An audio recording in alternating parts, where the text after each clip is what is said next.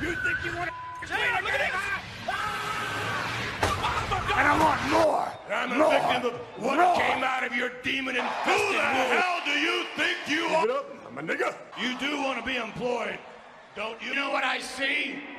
I see your mother. I see two spoiled, ungrateful little rich bitches. That's what I see. I enjoy destroying lives. Who are you? Dear Vince Podcast, episode 12. It's me. It's Beer Drink with George Kennebrew, and this is the week after SummerSlam 2019. So we're gonna have a little bit to talk about this week. How you doing, man? Woo-wee. That's all I got to say, boy. Woo-wee. Woo-wee. What? Not Man, Yowie? I was saying something. Yowie? I think you meant Yeah, well, Yowie. Yeah, Yowie. I think yeah, that's- I mean, however you want to put it, man. Yeah. Let me tell y'all something. DVP fans, if you did not partake in this past weekend of wrestling, like, I don't know what the hell is wrong with you, because there was nothing else good on TV. Yeah, absolutely And, nothing. like, I don't understand why you will watch, them tired-ass sitcoms on television. Yeah, you don't- needed to have your ass on the WWE Network. Rewatching Friends and shit. Yeah, all that other bullshit, you know what I'm saying, that's in the past. Like, you needed to have your ass tune in into the WWE Network to catch both NXT TakeOver Toronto and WWE SummerSlam. Definitely. I was kind of skeptical a little bit, I'm not going to lie, Mm-hmm. especially going into SummerSlam, Oh, okay. about a few matches or what have you. But for the most part, hey, listen, Mm-hmm. we know this broadcast and this podcast is dedicated to Vince McMahon, but as we say quite often, when WWE does a slam dunk on either a pay-per-view or Raw or SmackDown, we will give props. Definitely. We're And definitely guess doing what? that. This week, we're just so happen to be giving props. Give him because props. That's what's up. not only was SummerSlam great, but I have to say Raw and SmackDown were pretty damn good too. Yeah, I mean, you know what? That's what's dope. That's what's good about a podcast is we could just really get into it and kind of really like chop this thing up. You know what I'm saying? Dissect Yeah, it, man. because I enjoyed SmackDown more than Raw. Raw was decent, but I think that I just enjoyed Yeah. Raw because it was right after SummerSlam. You know what I'm saying? SummerSlam Yeah, had and its there moments. was- No, I was just going to say, I didn't mean to cut you off. I could probably understand why you enjoyed Raw for one particular reason Mhm. and one particular reason only, and I think we're going to get down to that reason, and I think you and I, kind of both, see it the same way as to why we enjoyed Raw so much. Oh, and yeah. I can't wait to talk about that, because when this moment happened, ladies and gentlemen, I was like, oh, shit. Mhm. I cannot believe this is happening right now. But we're going to get to that in a few minutes. But, you were saying. Yeah, exactly. We'll hit SummerSlam. We'll hit SummerSlam first, then we'll get Raw, then we'll get to SmackDown. But, in between Okay. time, if something just pops up in your head, we go ahead and knock that out. You know what I'm saying? We're going to do this thing like No doubt. a hurricane, not Helmsley, but we're going to go ahead and get into SummerSlam, man. Like, did you have any, like, off the rack, like, just, okay, this was just my moment of SummerSlam? Okay, well. Because of I didn't. course- Oh yeah. Real quick disclaimer: I didn't watch the kickoff show. I watched not one part of the I didn't kickoff either. show. Okay, but I did see I that didn't either. the was it the Rowan and attacked Buddy Murphy. Buddy Murphy. Yeah, but that was the only thing that I saw. very- I didn't see any Yeah, that- anything. Mhm. Right.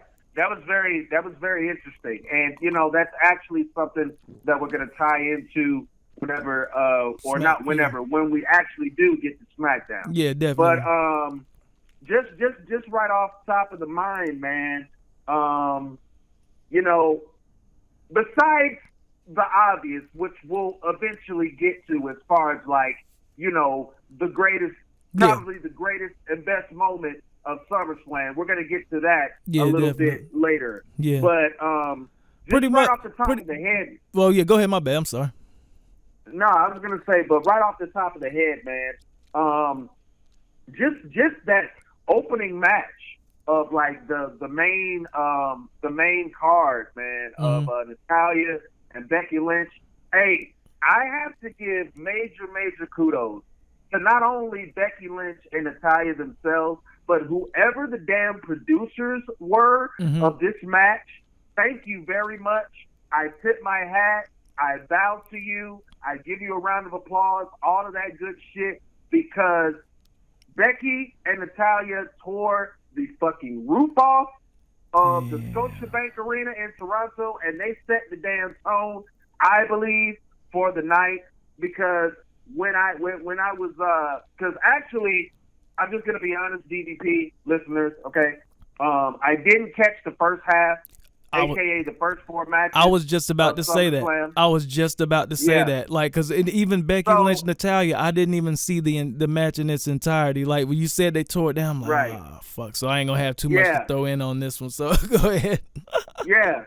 But, now I'm a jock sniffer, nigga. I was up there watching Friends. Nah. Right. But yeah, right. That's crazy. But no, but I didn't catch the first half of SummerSlam. So what I did was I went back and I actually watched it again, but I did not watch the other half of the pay-per-view that I actually saw. I didn't watch those matches again. Yeah. I just caught the first half of the pay-per-view of the matches that I didn't see. Yeah. So, like I was saying, major kudos to the producers of this match and to Lynch and Natalya themselves. I mean, it was hard-hitting. It was intense. I got emotionally invested because at first, I'm not going to lie, I had my doubts about this match, especially with, Natalya being that her skill set as a performer, is very limited. And, she really doesn't have any of those moves that are really just going to excite you and get you crunk. Yeah. But in a submission match, this was very smart booking of having a submission match, because this is up Natalya's alley. Yeah. She can actually shine a little bit better in this match. And being from the dungeon. Right. And she does have a legitimate grappling background, as does Becky Lynch. So I was like, okay, good job, WWE Creative. And lo and behold, the match delivered. And I got to tell you too, AG, they had me on edge, because I did get emotionally invested enough to where I truly believe at some point in this match that Natalya was going to score the upset in her home country of Canada. Like, I truly believe it, especially when she had her in that sharpshooter towards the end, when she pulled her to the center of the ring. I was like, oh my goodness, Natalya is actually going to do this. But, hey, credit to, like I say, man, credit to Becky Lynch. She's a very, even though I've kind of, fallen out of love with her, as, a superstar in WWE, one thing I have to give credit to her for, that damn woman can sell. Yeah. That damn woman can make you believe that if she's in a submission hold like the sharpshooter, that shit hurts like a son of a bitch. Yeah. And she sold that shit like to the best of her ability. So, hey, Becky, I give you a salute on that perspective alone. Everything else, fuck you. But anyway. Okay, because that's what I was just about to say. Like, okay, we got that match, but my thing though was like, I'll just say I'll agree with the things you said, but Becky, you get nothing from me, man. But you already know, I ain't even gonna rant on Becky Lynch, man. Dunt. Yeah, that's part of the reason. That's part of the reason why I didn't even go back and watch the match, because she irritates me so the fuck much. AKA #boycott WWE 2K20 due to her being on the fucking front cover. Sorry, guys. Hey, man. I'm not buying it. Hey, it's understandable. I've gotten the last 4 too. I bought the last 4 of those, but I'm not getting this one. Yeah, well, fuck that. I don't play fucking video games anymore either, so I can give a shit either way. So, but yeah, going on though, that was one. Just you know what I'm saying. That was a great match. So we going to the most awkward match of the entire fucking night, or not match, the fucking ending. Goldberg, Dolph Ziggler. Yeah. That was just Okay, look, you know what? I want to start this off because my thing. I'm pretty sure that everyone that's listening, they've seen SummerSlam. But what did you think? Like, what are they doing with Dolph Ziggler? Like, I understand, like, okay, he's office rocker, crazy and office rocker, but to have it done, like, that was like 3 times. Like, that was just kind of overcooked, overdone. And I'm thinking that they hate him. He's done something super bad behind the scenes, and they hate Dolph Ziggler. I really don't know, honestly, what it is, but I will agree with you on the point of, the 3 spears. Yeah. That was, overkill. Excessive, yeah. Or what have you. Because actually, I thought, especially based on our predictions that we did last week, I thought this was going to be just a simple spear, jackhammer. Thanks for coming. Mm-hmm. Goldberg has a short night off to Atlanta or wherever the hell he lives now. Yeah. And that was going to be that. But, when I saw Dolph Ziggler pick up the mic, I'm like, are we going to do this shit again? Yeah. We already had to experience this with Seth on the go-home Raw. And now Dolph is doing it too. And you know what? And you know what's funny? I was hearing some other wrestling podcasts or whatever, and a lot of them were actually praising that shit. And they were praising that? How? Why? Yeah, they were just like, "Oh, this is the best use of Dolph Ziggler that we've seen in a long time." Because he talks shit. Yeah, but you know what's funny though? So those goofies. So they looking at it because he just appeared so emotional and crazy. That's not the emotion that a real wrestling fan should want in a match after the the fact. No. That was just overkill. He did it 1 time, 2 times, 3 times, and it wasn't even convincing because he was overacting. Fuck out of here. And then it's insulting our intelligence again. Yeah, it did. Like, because again, going back to a hypothetical, realistic situation. If you just got finished getting the shit beat out of you by a big-ass, cotton diesel-looking mofo like a Bill Goldberg, you ain't going to be talking shit still after that's over with. That quick after, too. Because when he comes back and starts beating your ass again, you literally are not going to have shit to say because you're going to be too busy trying to figure out how in the fuck I'm gonna be breathing, and be hoping that you don't spit up blood like wherever y'all's fight took place. But but they let it happen 2-3 times. That's ridiculous, man. That's what I'm saying. It's the fact of like, why does Vince think that we're a bunch of retards? Like, no offense to you overly sensitive people, with certain words, but I gotta be, brutally honest here. Like, why the hell does Vince think us as wrestling fans are a bunch of retards? Hey, but real quick hot take on that. Just actually thinking about it. Maybe they had 5 minutes to fill or 10 minutes to fill. Didn't have anything to fill with it. Maybe that because that's the only logical and actual. Decent. Like reasoning for that to happen that many times is maybe like they had a little bit of time that they didn't have to fill and they just filled it to make Dolph pretty much to bury Dolph Ziggler. Like Dolph Ziggler is worse than a jobber right now. But if you have 5 minutes to spare, why the hell can you not just have show Goldberg going around greeting the fans? Yeah, just but the whole thing of that 5 minutes though is a long time of doing that. You know what I'm saying? Goldberg can take his time. Hey, real quick. Goldberg can go around, high-fiving the fans. Was anything... kiss the babies, hold up the babies. Was anything canceled? With them, all that shit. Was anything canceled for this pay-per-view? No. So there was nothing canceled. So if that was the case, it was just bad fucking time management. So it is what... So truthfully, fuck you for the bad time management if that was the case. If not, fuck you for damn that bullshit. Because we got absolutely nothing from it. Goldberg's not gonna have a run at anything. Dolph Ziggler, we got our intelligence insulted. Yeah, it's ridiculous. That's what the hell we got from it. Ridiculous. Like that's what I'm saying, Vince. Like, why the fuck do you think that we're retards as pro wrestling fans? Like, we see what the hell is going on here. Because in a realistic situation, again, like if that was a real fight, and if somebody was getting their ass beat that bad, you would not still be enticing that person that just kicked your ass to come back out. Kick it some more.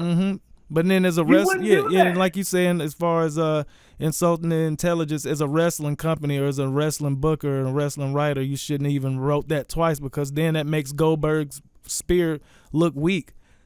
You know what I'm saying? To somebody that you're burying. Like, you're burying Dolph Ziggler is what it looks like, but it makes the spear look weak. Like, he just got a 3 count off, what the, you off mean the you spear. are burying him? They've been burying Dolph. Yeah, he's dead. What He's you dead. mean? Yeah. Mm-hmm. Yeah, we you know what? Let's bury Dolph Ziggler right now. AJ Styles, Ricochet. Hated the ending.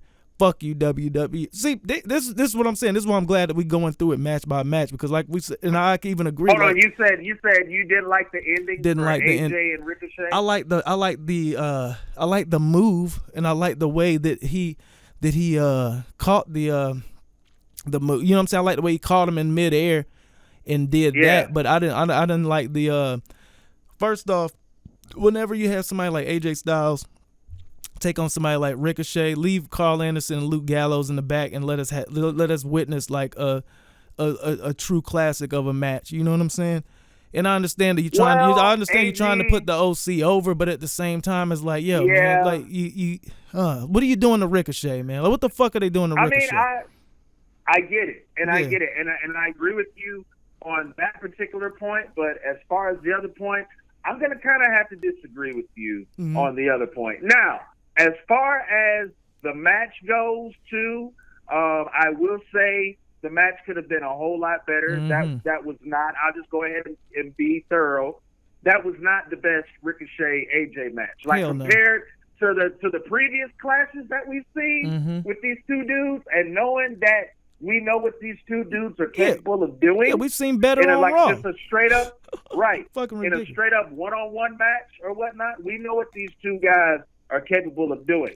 But what I will say, the part where I disagree with you is that, you know, AJ is a full-fledged heel now. Yeah. And, you know, I understand, that even though he's a heel, you know, as a hardcore wrestling fan, which I understand, which I am too, the hardcore wrestling fan in me did want to see those two go one-on-one. Yeah. But I understand, too, from an entertainment as well as a marketing, or not even a marketing, but just, you know what I'm saying, for a pure entertainment value perspective, like, that's the nature of the heel. Yeah. They do shit dirty. They're bitches. They're cowards. They're pussies. Yeah. They can't do stuff on their own. They need people to come and do the light work for them and make, you know, winning that much easier. So, like I say, I do understand that, the hardcore wrestling fan in you wanted to see another, you know, one-on-one, just a straight-up one-on-one clash between Styles and Ricochet.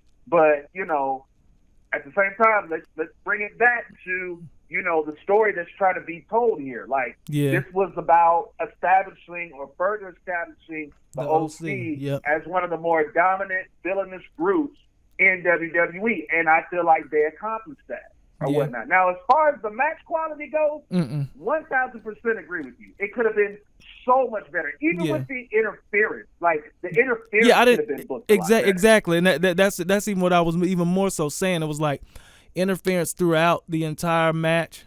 Some, you know what I'm saying, kind of throughout the entire match. No, let us watch a good 10-minute match, then let them go out when AJ's in trouble, and then stir it up at the very end of it. Like, it's just right.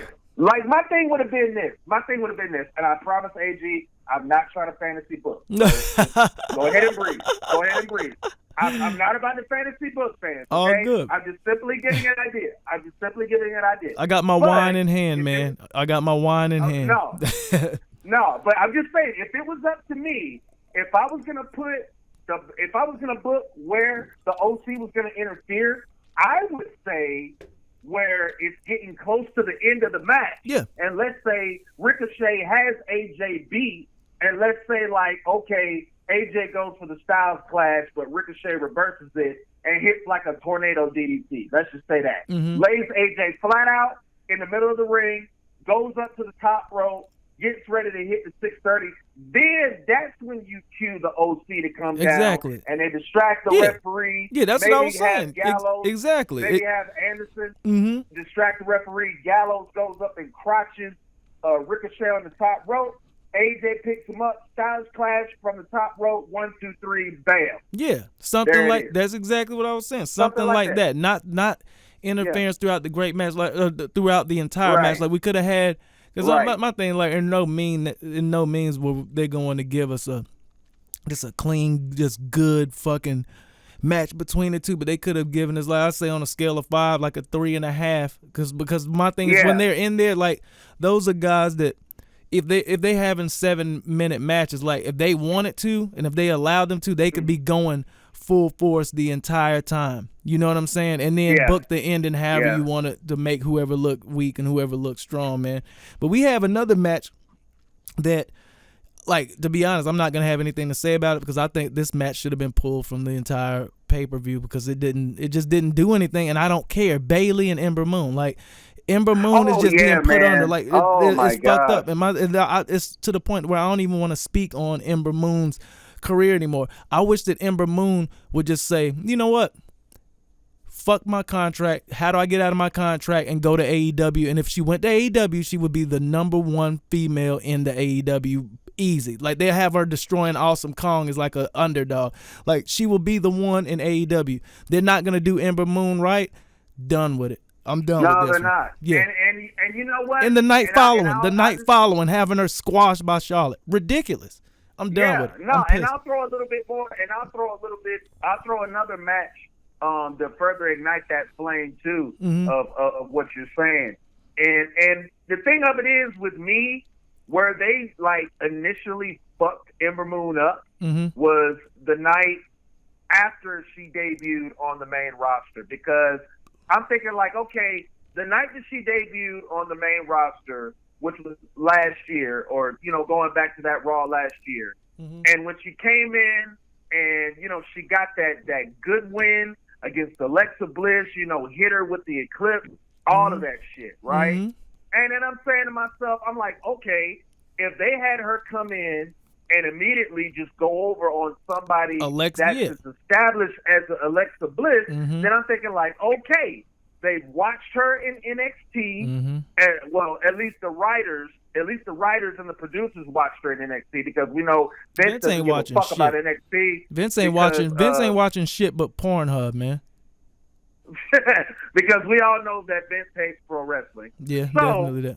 He's going to send his merry band of writers and producers to watch that. So like I said, they probably watched her whole NXT Women's Championship run, and they probably figure, okay, we could bring this chick up to the main roster. We don't really have to put her through the ringer in terms of, you know, her having to build herself up. We could just bring her in, put her over somebody like Alexa Bliss, you know, see how, you know, she feels out in terms of how the WWE Universe reacts to her, which we know was a great reaction anyway. Yeah, it was. And then I was thinking like, okay, they're probably going to put her, you know, immediately against the Sasha Banks and the Baileys and, you know, the Charlottes, you know, around that time, or even the Becky Lynches of the world. You see what I'm saying? Because they already saw that this woman had superstar potential.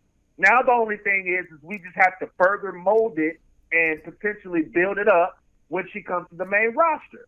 Now, I understand, and, you know, I know this is going to, you know, make you 600 degrees hot, but at the same time, it is the truth. Yeah.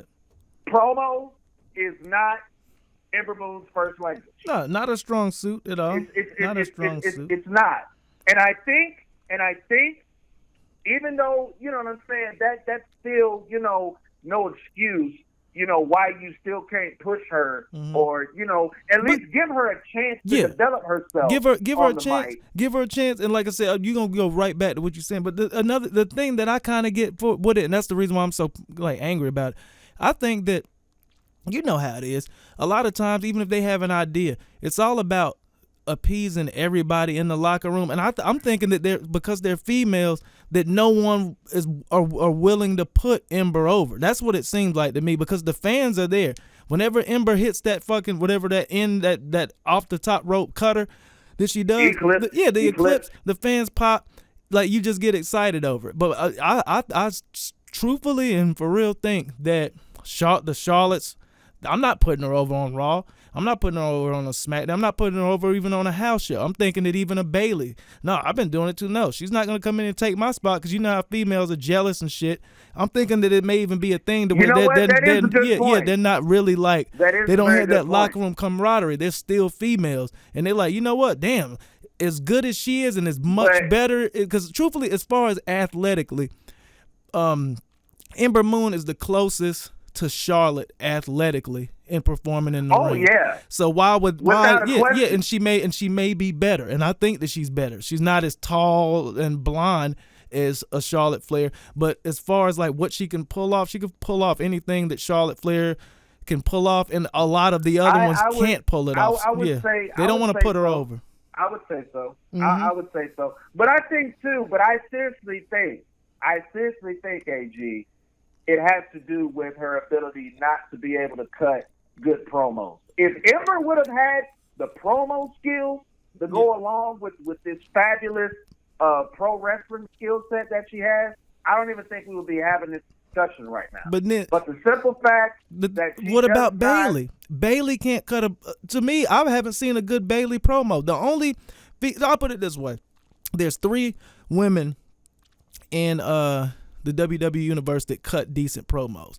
I think my number one, Alexa Bliss, like, cause she does well with the whole like. Alexa is the best talker in the WWE women's division. Exactly. Period. Like, easily. Even better than Becky. Yep. Even better than Becky. Yeah, she's way better than Becky because Alexa Bliss is hers is more believable, and she even plays like the victim role. I loved it when she played the victim role with what's her name? Nia Jax. Yeah, with Nia Jax, I love that victim role when she came out with those vignettes, like saying about like, well, we were at what was it, Disney World, and she took my sandwich or some shit like that. Like, those are hilarious. Like, she's good at cutting promos. I put Becky Lynch. Becky Lynch is one of them, but I'm not gonna name her. You know what I'm saying? Charlotte Flair is decent at cutting promos, but she's pretty much just used the fucking Flair stick in every aspect of talking and walking in the ring. You know what I'm saying? I would probably say the closest to Alexa Bliss in cutting promos. Hell, even on the same level as Alexa Bliss, even, and I think we're about to transition into her right now, is Sasha Banks. Sasha Banks, forgot all about her. Yeah, definitely Sasha. Sasha Banks is fire. And that was a funny thing because I thought that's probably because she's been out for so fucking long that I forgot all about her. But yeah, definitely Alexa Bliss, Sasha Banks are the definite top 2 women's two women on the mic in the WWE universe. And truthfully, to be totally honest, nice to have you back, Sasha Banks. Like, yeah, man. Real, like, dude, we needed this. I don't even want to waste no more time. Mm-hmm. Or no. You know what? We can wait. Let's get the rest of this. That's right. That's right. Okay. Recap Kevin Owens and Shane McMahon. Who cares? It was decent. It was decent. It was decent. Who cares? I mean, my thing is they got done what they wanted to get done. They wanted to get Kevin Owens over in Canada. Yeah. They accomplished that. What about the night after? Holy shit. Without, mm-hmm. Yeah, I could have personally done without, the Elias run in and, him attacking Elias and shit. Yeah. Mm-hmm. I would have just loved to see this be like, just a straight up, a hardcore probably match. Not a straight up one-on-one. Just a hardcore match. Not a straight up one-on-one match, but you know what I'm saying? Them just beating the hell out of each other all over the arena, and then Kevin Owens like finally catching Shane McMahon in the stunner, and that be that. But Elias coming out, and shit, being the special enforcer, and all that. That was does that way not irritate you? No, does that not irritate you so much? Because we talked about it last week about Elias. It's like, we wasn't even on the podcast. I was talking to you. I was on the way to pick up my daughter, and we got on the phone. We're just talking about, I think it was a SmackDown or Raw afterwards. Just the fact that, like, how Elias has everything, but like he's literally, his role in the company is a special guest enforcer referee motherfucker, and that's ridiculous. He's not a retired wrestler. He's an up-and-coming wrestler. Treat him like an up-and-coming wrestler. Put him in matches. The last match that he was in, it was a decent match. He was super intense, and like, I forget who it was, but he was like killing shit. I think it may have been on SmackDown. I think what it is, I think what it is with Elias, and, again, I'm not trying to defend Vince and, the I understand, yeah. creative team or whatever. But no, what I'm saying is they have they have a plan for him. Just hear me out. Mm-hmm. Yeah, no, I'm saying just hear me out. But I think what it is, in Vince's eyes, unfortunately, is I think Vince thinks that Elias has not taken the initiative to step up and do more and further get himself over or whatever. Like beyond, just being, just hear me out. Mm-hmm. Just hear me out. In Vince's eyes, he feels like Elias, hasn't done all that he can to, step up and further get himself over because, the WWE way of getting over, as we've been accustomed to, is that you got to have more than one layer to you. Mm-hmm. You know what I'm saying? You got to be more than just, if you're just somebody that's good at cutting promos, but your in-ring performance doesn't match up or vice versa, you got to do more. But then so that's I the guess thing. What Vince is thinking, mm-hmm. yeah, but I believe Vince is thinking to himself like, okay, well, he has the potential to be a main eventer and to be, a megastar, but I got to see more, and he's got to do more than just, play the guitar, cut a good promo like on the mic or whatever. Like we you know what I'm saying? I got to see more from him as far as in-ring performance. But now, how about this though? I don't agree with that. Yeah. I don't agree with that. But I'm just telling you how Vince thinks, and I think that's the reason why Elias has not gotten over as much as we think he should. That's okay. That's what I think. But then, as far as that, okay, look, he put out the and I know that's part of like the you know what I'm saying, the kind of promo, the whatever kind of package they got going for him. Like I'll put it this way, he did great promos. Well, I think they were Seattle. And he had that crowd going for like 5-6 minutes, booing him, crazy, like they would not stop. He was super over. Put out an EP of music. I actually listened to the music. The music wasn't that bad for that kind of music. 5 times more entertaining than the Honky Tonk Man ever was. 5 times more entertaining than fucking Jeff Jarrett was ever making music. But like I say, promos dope. Walk with Elias before the Firefly Funhouse was the biggest segment of the Raw show. Because we all know that WWE stands for Walk. It used to be a barn burner. Walk with Elias. They put him with Shane, and not even saying that, during this entire time of those things, when he was super over and getting over, he was barely in ring wrestling, barely, like hardly at all. Like unless they just don't believe that he can wrestle or not. I've seen him wrestle, and he's a power wrestler. He looks great as a power wrestler. And my thing is, after that whole thing, they put him with him as an enforcer. He's just an enforcer, running in. They even had him fucking win the damn 24/7 belt, whatever. But still just a special enforcer. Overall, I'd say within 2 months, he's probably wrestled 3 matches that we've seen. Like, he may have been wrestling on house shows, but those don't count because those don't go as far as storyline. You know what I'm saying? So as far as like in ring, they're not giving him the chance to show what he can do in ring. But then on top of that, this past SmackDown, I think he was in a match, and he looked great in the match. He looked fucking great. And who was he against? I'm trying to think who. It wasn't Mustafa. No, it wasn't. No, it was on Raw. It was on Raw. He went against Ricochet, as a matter of fact. It was Ricochet, yeah, and he sold. You know what I'm saying? He sold things well, like Impact on you know what I'm saying, smashing to the canvas and shit. He has it, man. He has the whole thing. That's the reason why I'm so passionate about Elias. Like, even like I could shoot you pictures now. It's like I was almost like one of the only people in the arena last time Raw was in Atlanta with a Walk with Elias fucking thing that I printed out. I had like the dopest sign there, and on the backside of it said Bret Shart, and they took my sign. They took it. They took my sign because it said Bret Shart. Oh man. I definitely agree with everything that you just said, but I'm gonna hit you with a dose of reality here, and this is just the wrestling mastermind in me kicking in. And I'm just gonna basically sum all of this up like in one fall swoop.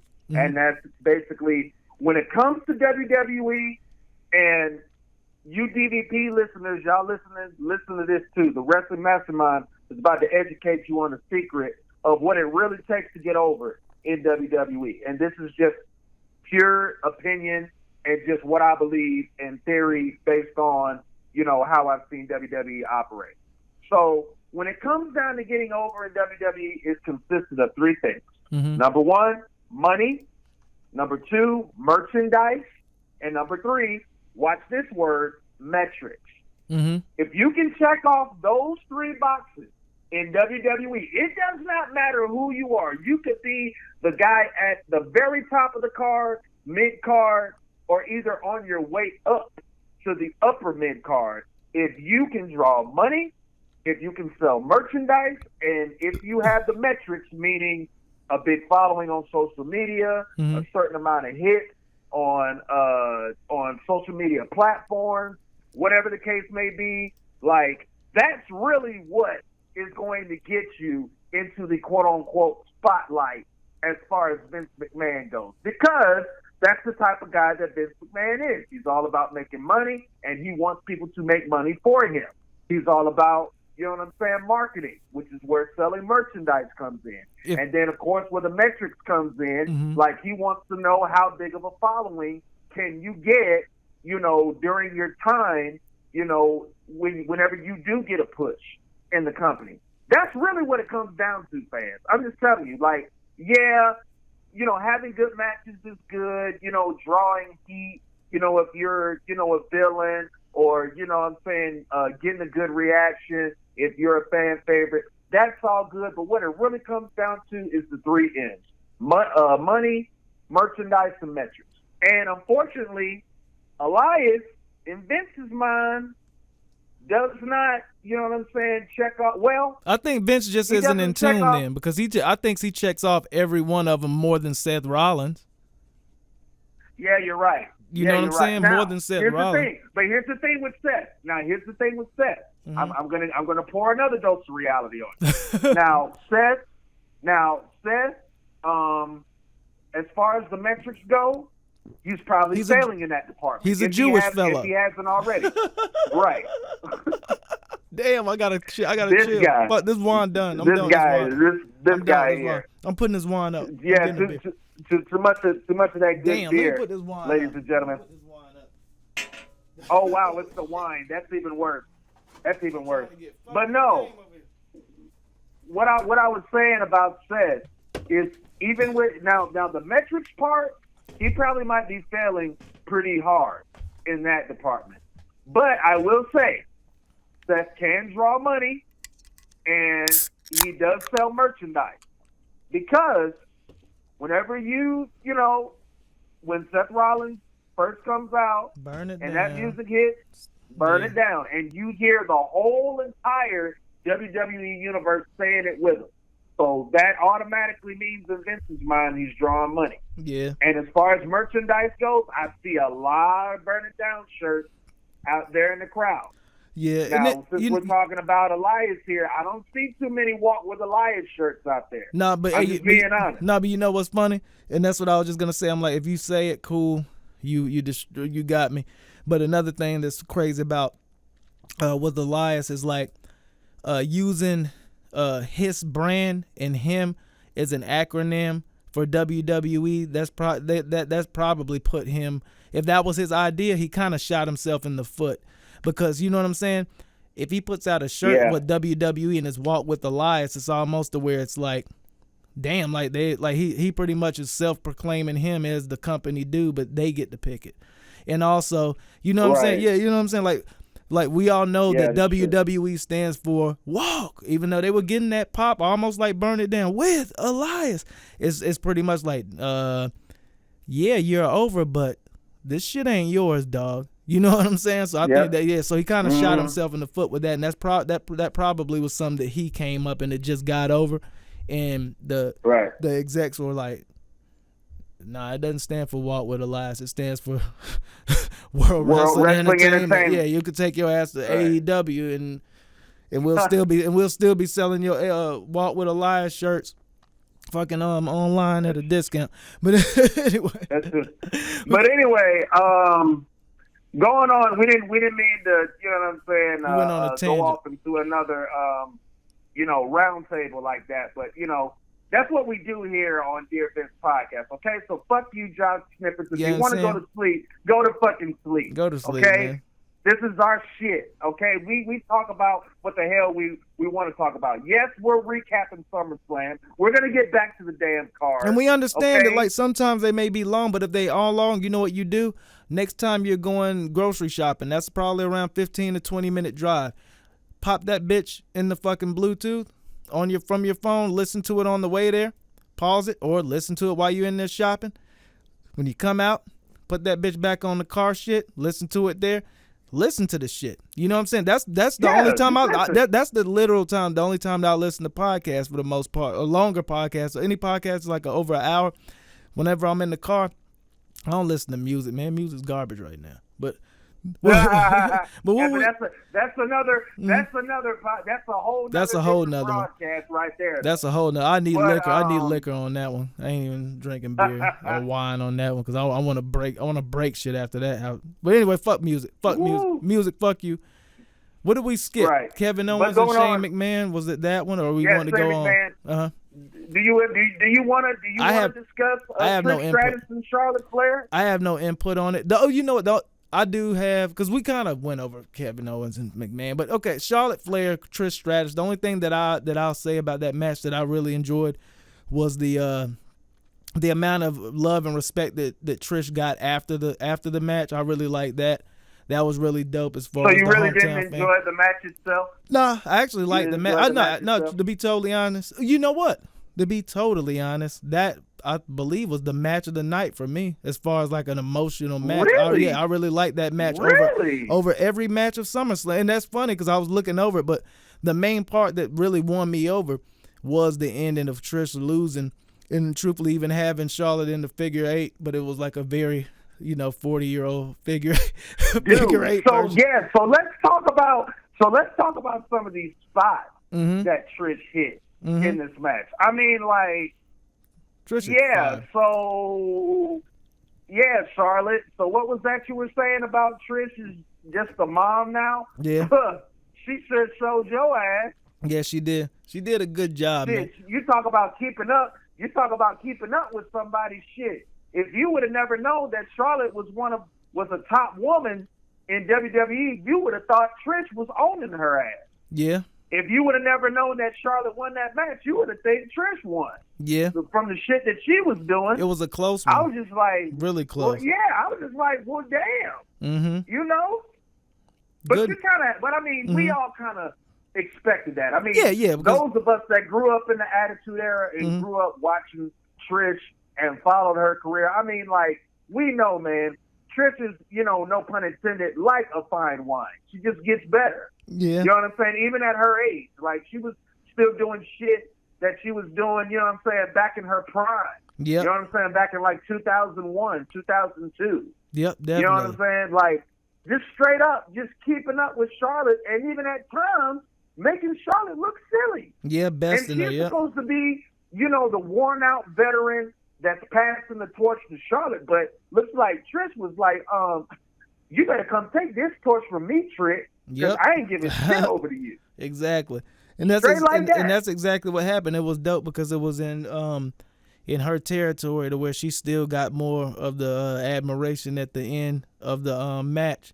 But like I said, that was the part that sold me. But no, it was the back and forth aspect of it, the adversity that Trish went through, especially with them big fucking front kicks that she fucking landed, and they actually landed them and make them look like they actually they were very convincing. I'll say that. Great job, Charlotte, on that, and great job, Trish, for selling it that way. But yeah, like it was I think that truthfully, I think that was one of my I'm not gonna say match of the night because of course I'm kind of biased towards a certain match that didn't really last that long. It may have lasted 3 minutes, but it was just the angle that I've been in love with for the past 2 or 3 months. But I think that was one of my favorite matches of the night. Definitely. Yeah. Truthfully, it was, because I even thought about it after. I'm like, yo, Charlotte and Trish, because I even said to my girlfriend, like, I think Charlotte and Trish was the best night of match of the night. Kofi. Wow. Yep. Wow. That's bold statement. Bold. Yeah, very bold statement. Real but I shit. mean, you know what? Why should I be surprised? I mean, your beer drink shorty. Like, who the fuck am I? Like, you know, why should I really be surprised? I mean, you know what I'm saying? That's what you do. I mean, that's what we do. You know what I'm saying? We say the shit that nobody else has. It's the the Dear dick Vince to podcast. say. We I keep didn't it say 100. balls. I said nobody has the dick to say. Okay. You know? Just letting you know. Hey, were you pissed? Yeah. Were you pissed about? And I mean, truthfully, I'm pissed. But you know, Come on. Kofi Randy Come Orton. on with it. Was that a bad ending or not? My goodness. You know what that My was? You know, goodness. you know. I'm gonna say mine real quick and then go in. Randy Orton has that big a ego that he's not going to lay in the middle of the ring 1, 2, 3 for Kofi Kingston. That's the reason why we had a double count out. Fuck you, Randy Orton. That shit lame. I'm done. Yeah, I'm done. This was just That's just my insinuation. You know what I'm saying? That's just my insinuation. No, I mean, know. I agree. I mean, this was just an extra large pile of toilet turds. That's really what it was. I mean, A waste of time. A waste of of fucking time. A waste of time. Yeah, it was. It's like the you biggest built one. up this great story on SmackDown, had a wonderful highlight reel And to that- go along with it. A And then redemption you just story, folks. completely- A redemption story. Right, Jesus and then Christ. you just bend us over as wrestling fans, Vince, and just creatively fuck us in the ass. Like, I know that sounds extreme. No, but, dude. This is really how it was. There was nothing. Really felt There like- was nothing that sounded extreme about it, because we got to understand this was the number 2 wrestling event of the year. This was SummerSlam. Number 1, of course, is WrestleMania. Don't build up a redemption story and not have it resolved at the second one, unless you're gonna. I guess we're gonna have to wait the fucking no. We don't care that much about this story. You should have did it then. We really don't. They fucked it up. Y'all stink. Fuck that But shit. something tells Fuck that. me that this is going to possibly pay off either at Clash of the Champions or at Hell in a Cell. Oh, One of hell the in the two. cell word. Damn. One of the two. And One of the two. And just how you alluded to last week, and then I kind of got where you were going with it. Like we kind of saw the nasty side of Kofi. Yeah. We definitely saw the nasty side of but Kofi. you know what? Yeah. But you know what? That was only just like a little a smidge. Yeah. Like I need to see more than just a fucking kendo stick. I mean Yeah. to me that's too much of a go-to. I mean, hell, Charlotte beat the shit out of Ronda with a damn kendo stick. Yeah. I mean, shit. Let me Plus see, his family let me was see involved Kofi too. do Like some who wouldn't shit. do that? Yeah. Let me see Kofi do some shit like, you know what I'm saying, what fucking Braun did to Kane. Like, let me see him turn over a damn announce booth and just pile that shit on Randy or something. Or let me see him, you know what I'm saying, take out a pair of brass knuckles and just jam that shit into Randy's head. Yeah. And let Randy like juice up or some shit like that. Yeah. Let me see Kofi lick the blood off of Randy's head or something. That's nasty. Okay? Yeah. Mhm. That's nasty and violent and ruthless. You know what I'm saying? They're going to have to break them Like- away like from the that's- New Day, that's though, a- before they do that. You know what I'm saying? It almost seems like they would have to break them away from the New Day. Or they could do it and then just have, like, them go out there and, like, slap them out of, like, yo, you good? And then he, like, snaps back into peace, love, and positivity. So, yeah, damn, you got a good one right there. I'm all in. Like, the blood, licking the blood. Like BJ Penn after he got the win way back. And he You know licking what the I'm blood, saying? the Like, blood off the I got you. I hear you. You know what? That's the heel turn. That's the thing that I respect. Mhm. That's the thing that I respect. And hell, I'll even say that's the thing that I love about Brock, man. Because if Brock is like, okay, if y'all want me to be a true beast incarnate up in this bitch, then I'm going to bust some people open, literally bust some people open. I'm going to F5 some people on a fucking gurney. 2 times. Mm-hmm. You know what I'm saying? I'm gonna F5 somebody's stomach first on a chair or whatever. Like, I'm gonna really be nasty. Yeah. Like, but hitting somebody like in the back with a fucking kendo stick 10,000 times, like, that's so gimmicky. Yeah, it is. Like, you almost expect that to happen, you know, in WWE. Like, do some extreme shit. Yeah, definitely. You know what I'm saying? Like, do some shit. And here I am going some for game AEW changing shit. reference, but I don't give a fuck. Do some shit like what John Moxley did to Joey Janela. Like, take Randy Orton's shoes off and Atomic drop his ass barefoot into some fucking thumbtack. Definitely. That's nasty. Okay. Yeah. Something that. Like something Boom you know drop, for damn Boom sure you drop would his avoid. Right, like Boom dropped his ass on a table full of barbed wire. Mm-hmm. That's getting revenge, okay? But hitting him in the back with a damn kendo stick, like, come on. Yeah, like 30, and then on top of that, times. we know that the kendo stick is manufactured anyway. Yeah, I want to get a kendo stick. I love that sound where they hit. I ain't gonna hit a random motherfucker with a kendo stick, but I just like that sound. Yeah, the sound is pretty awesome. Yeah, but yeah, I mean, like I said, that match was a pile of toilet turds. So I mean, you know, pile of horse shit. But hey, man, we at that time in the podcast. We're not halfway at all. But inside joke between me and my fucking Dear Vince podcast, you know, co-host. I'm a co-host. He's a co-host. We are we're not 50 Cent, but it's at about 50. So we need to go ahead and make sure that this shit's saved because I'm not trying to go to hell. So we're gonna go ahead and save this thing real quick, and we'll come back hot on the Fiend Bray Wyatt taking on Finn Balor. Hell yeah. And then we'll end off the entire pay-per-view with the shitty Seth Rollins and Brock Lesnar match. But this was a shitty match, but we're going to have a lot to say about it. So it's actually going to be a good segment. So we will be right back. Dear Vince Podcast, episode 12. This is the post-SummerSlam edition podcast, episode 12. We'll be right back. And we don't give a fuck if you don't listen, jock snippers. Y'all gonna listen. Fuck that. Ho! This is Hacksaw Jim Duggan. And I want you to do the right thing. Never do drugs and never drink, alright? Take it from me, Hacksaw Jim Duggan. Ho!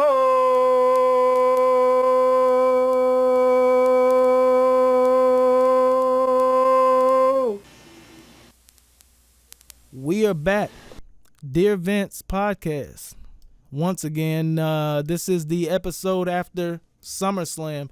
And we've already been talking, but we're just going to finish off the SummerSlam portion of this podcast with the Fiend Bray Wyatt that defeated Finn Balor. And I have a few hot takes that I'll get into. You know what? With all, because my thing is, I always like Juan, man. Juan be making you like interrupt, man. Go for what you know.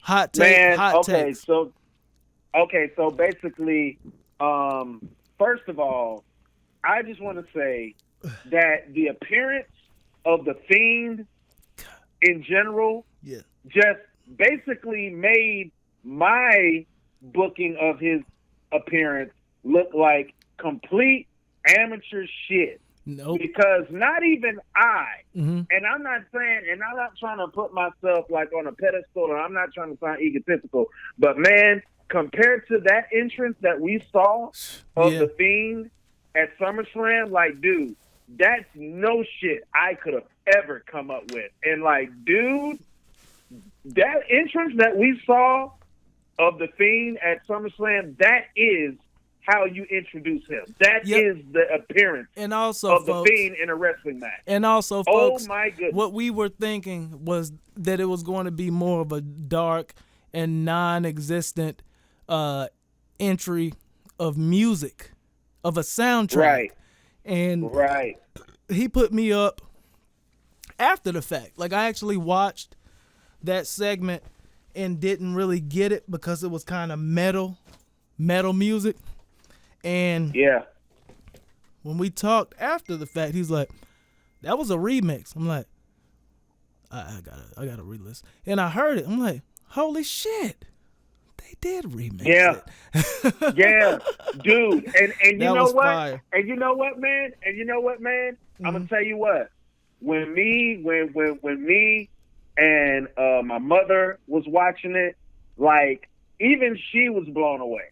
And like my mother doesn't really like get caught up like in entrances and stuff like that. She merely just watches it like just for the pure entertainment and the action of it. Okay. But even she was impressed by this appearance from The Fiend. And she was actually saying the same thing that you and I have been saying. She was saying that this was definitely something different. It was definitely better than what he had been doing in years past or what have you. But dude, when I discovered that entrance music was a remix or a reprise of his original theme, even more respect given. Even more respect. Yeah, like dude, like CFO, that wasn't even CFO. That was fucking Code Orange. Like they do a lot of the shit for NXT. But dude, like when I had discovered that was the remix of his original theme, but except it had like a hard rock, like you said, like metal shit on it. Fire. Because I was anxious. I was like, okay, I know they're gonna, do the Firefly Funhouse theme at the beginning. But it's gonna be after that is what is gonna make it special. Holy shit! But I got goosies now. I got like, goosies dude, now. As soon as I heard that, kill, I was like, yes. Because I didn't even know what they were saying on that shit. Yeah, but when I went back and listened to it, exactly. When I went back and listened to it like 2 or 3 times, they're saying, I was like, they're saying hurt heel. I was like, they're saying the shit that he got on his glove. Oh my gosh. Like, that is fucking genius right there. And another, look, as far you said genius, and this is another just quick kind of respect given to one Booker T from the Hall of Fame podcast. The We're in the Hall of Fame podcast. I know exactly what you're talking about. Yeah, like Booker T said that it's not really a repackaging. Like, but this is coming from the mouth of the great Booker T. Shout out Booker T, man.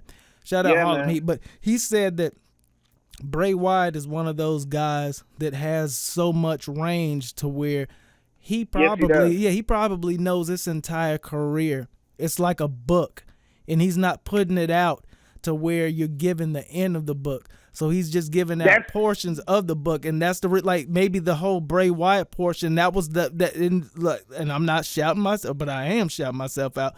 When everyone was against this Firefly Funhouse thing at the beginning, I'm like, no, it's the same thing. And it's still a cult creation. And that's exactly what it is. I got to make a confession. Real quick.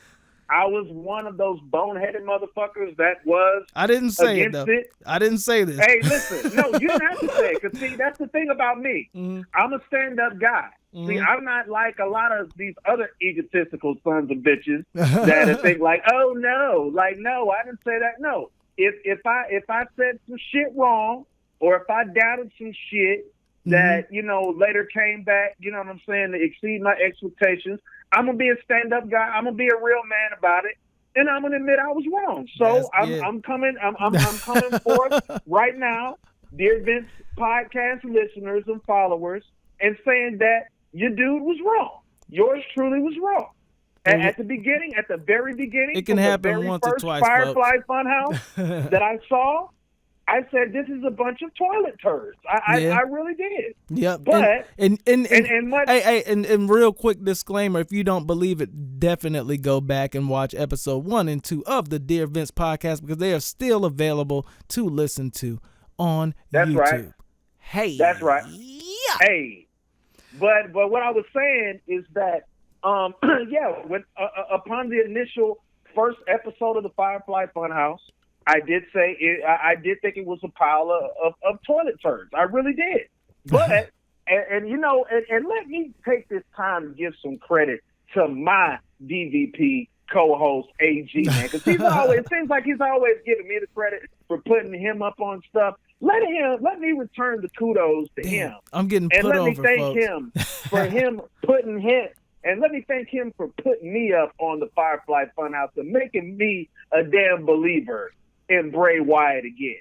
Because if it wasn't for my partner here, I probably would have never been a believer of Bray Wyatt, and I probably wouldn't have been, low-key marking out over this Fiend character and just this whole Firefly Funhouse thing to begin with. So, AG, you made me a believer in Bray Wyatt again. You made me a believer in the Firefly Funhouse, and you most importantly made me a believer of the Fiend. Definitely. But, yeah, man. And then at the same time, to be totally honest, that was the point to where we were like, you know what? Hell or high water, this is a podcast. You know what I'm saying? Because we had something to go on the following week to see the outcome to talk about. And that's why we're still here at episode 12. So, truthfully, shout out Bray Wyatt and the Firefly Funhouse, because that gave us content. That gave us content to actually give a shit about talking to. Because a lot of times, exactly. Mm-hmm. You can truly say, we can truly say, and this is just with all honesty, people, DVP was literally built off of the Firefly Funhouse. 100%. This is how this whole thing came apart. 100%. It started. We got back in touch. We got back in touch, like just talking. That's what I'm saying. It's fucking crazy. It's man. It's so wild, man. Like, it went from literally just a normal discussion of the Firefly Funhouse. Now look what it's evolved to. Like, this is the 12th fucking episode of a podcast. The most dangerous one. The most dangerous podcast on the fucking internet. The most. Not just crazy. The most dangerous podcast right now on YouTube. Like, this is a podcast that your mama, your daddy, your grandparents, just all of your family members don't want you listening to, especially this late at night. Kids, get your parents' permission before you watch this and shit. Especially with this rated R on these rated R superstars. Finn Balor came in, and not as the demon, as we already said. That would be the dumbest move ever, because then you're burying the demon. But they made it a step further. Maybe they watched the fucking the last episode or not, but made sure they put Finn Balor in white on white. White on white, angelic white on white. And you already know my conspiracy ass, what do you call me? David Duchovny ass, fucking David Icke. The David Icke of fucking wrestling. Is that white on white symbolized angelic, just innocent, non-knowing, and that thing, it let him in. It let him in. And when he came out normal, just how you said, because I believe you may have even watched it before I did. He was like, no, he came out normal. And when Bray Wyatt came out as the Fiend, he was outside of the ring. Most of the time, Finn Balor's going to stay in the ring in his corner. You know what I'm saying? Yeah. He was outside of the ring, shook. And he really sold it. He sold it very well. And he did. The match was what it was. Like, do you want to talk a bit about the match and then go on the not really the ending, but like what comes from this ending of this match? Yeah. I mean, it pretty much. Now, I will say I hit the nail right on the wood in terms of how the match would go. Like, the Fiend would come out and be dominant in the early going. Like, for the most of the match, pretty much. And I did say that Finn would get some offense in, but it would not be much. And, although this was a perfect laid out squash for the Fiend. It was. The one little teeny weeny nitpick that I have is I do not agree with the shotgun drop kick in the corner leading to the tease of the coup de grace. Yeah, I do not agree with that. Yep. That should have not happened to the Fiend. And I don't know why they tried to tease us with that shit. I did not like that. Hey, but it's funny. We talked about it like a little bit after the actual event, but then I kind of got somewhat of an idea. And truthfully, it's not in pro wrestling or even in just journalism. it's not really a smart assessment of it, but I think it's just like a damn mark. It's like a mark fan assessment of it. It's like maybe they gave him that very small inch of probability of winning just to take it away from you. You know what I'm saying? Because like my thing is like if you really just squash Finn Balor, it kind of fucks the brand up. Was what I was thinking. You know what I'm saying? That was the only thing I was thinking. But my thing though is like but I 100% agree with you. I think that Finn should have gotten off no offense other than like punches and kicks and shit like that. And that's exactly what I said. Like he shouldn't have gotten the double-footed drop kick and about to hit the coup de grace. But then that's what I said to you over the phone right afterwards, because folks, like, this is a podcast, but we also talking, you know what I'm saying, we talk normal, you know what I'm saying, talking about wrestling whenever we have hot takes about shit, because we have to consult, you know what I'm saying, co-host to co-host. But my thing is like, okay, hit the coup de grace, have him hit the coup de grace, and then have Finn Balor like, oh shit, his stomach is just fucked up, like, almost like a not a seance, but like something internally is fucked with him, and he just keels over. And like that was my only thing, because I was like, because when just how you said, they really kind of built it to where he was gonna hit this thing, and I was like, okay, that's what they're gonna do. They're gonna hit this thing. They're gonna hit the coup de grace, but then as soon as he hit the coup de grace, he's not even gonna feel like covering because he's so consumed from being let in that he is going to be like vulnerable, and then just going to rise from the dead, somewhat like the Undertaker. Shout out to Corey Graves for even kind of looking at the stigma of the Fiend. Putting Fiend over, putting more the sauce. Category of the Undertaker. Putting more How sauce. about that? And I noticed that, but I'm like, I'm like, no, dude, like you can do that, but my thing, truthfully, I put money Bray Wyatt's like, don't even compare it, because I got way more layers to this shit. And that's my thing. This Fiend, or truthfully, I ain't gonna say this Fiend. Bray Wyatt is an onion. He's a layered onion. We are like 2-3 freaking scabs back on that onion. Bray Wyatt has a lot to give, just how Booker T said. And this gimmick is gold. This angle is gold. And this shit is going to save the WWE, if anything is going to save the WWE from professional wrestling, because professional wrestling is coming in October. Right. Now, with that being said, I have some very good news to share with you, Aaron, about just how much of a positive effect that Bray Wyatt's Fiend character has had over the past couple of days or whatnot. Now, the first bit of good news that I want to share is that, of course, me being the wrestling mastermind that I am, and being that I do my research and my homework daily, I had read up on a very interesting headline today on one of my sources that I usually read up on, and it says, or I should say, it was explaining of how WWE plans to move forward with the Fiend or Bray Wyatt's Fiend character. And I think us being hardcore Fiend fans, as we've already been or whatnot, I think you'll get very, very excited about this. So one of the main excerpts from the headline that I read was that the WWE are planning on using Bray Wyatt's Fiend character in a very special way, kind of compared to The Undertaker. And if you all noticed, on Raw or SmackDown, there was, no highlights of the Fiend shown. There wasn't even any mention of them or whatnot. And I know probably some of you out there, DDP listeners, I know a lot of you were probably upset about that. But not to worry, there is a method behind that madness.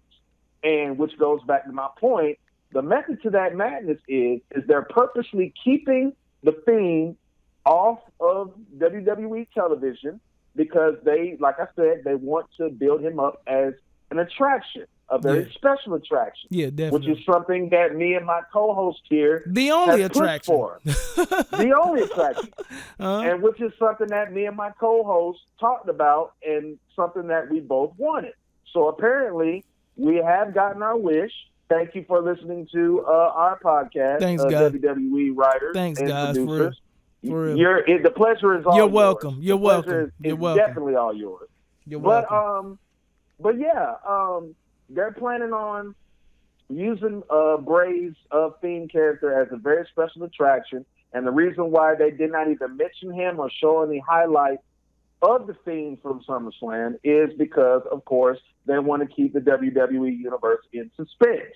Mm-hmm. Basically, they want him to, or basically they want us, the wrestling fans, not to know, or not know, I should say, when he's going to appear. So they want to, use the element of surprise, which is and smart. actually, build some suspense of when he's going to appear again, which is great. I'm down for it. I mean, this is what we wanted.